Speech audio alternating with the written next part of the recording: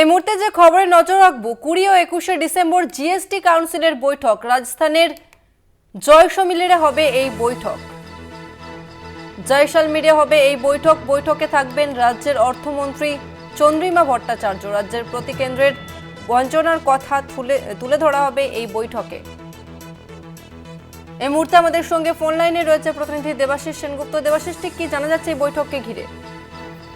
দেখো, আগামী 20 এবং 21 তারিখে রাজস্থানের জয়সলমীরে জিএসটি কাউন্সিলের বৈঠক, কেন্দ্রের জিএসটি কাউন্সিলের বৈঠক। সেই বৈঠকে উপস্থিত থাকবেন রাজ্যের অর্থমন্ত্রী চন্দ্রিমা ভট্টাচার্য। সম্প্রতি শীতকালীন অধিবেশন আমরা দেখেছি যে রাজ্যের শাসক দল তৃণমূল কংগ্রেসের পক্ষ থেকে অর্থমন্ত্রী থেকে শুরু করে মুখ্যমন্ত্রী, তারা প্রত্যেকেই কিন্তু কেন্দ্রীয় বঞ্চনার কথা কিন্তু বারবার করে বলে এসছে। এবং ঠিক তাদের অভিযোগ ছিল যে রাজ্য থেকে হাজার হাজার কোটি টাকা কেন্দ্রীয় সরকার রাজস্ব তুলে নিয়ে গেল, রাজ্যের যে পাওনা সেই পাওনা তাদেরকে দিচ্ছে না। এবং এই নিয়েই কিন্তু জিএসটি কাউন্সিলের বৈঠকে সরব হতে পারেন রাজ্যের অর্থমন্ত্রী।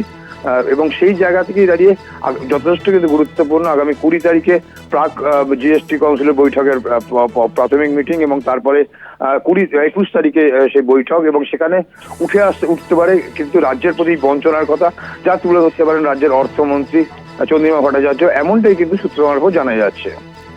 ধন্যবাদ তোমাকে দেবাশিস।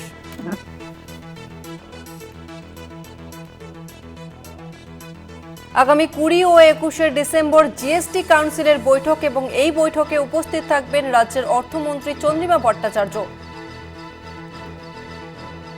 রাজস্থানের জয়সলমীরে হবে এই বৈঠক।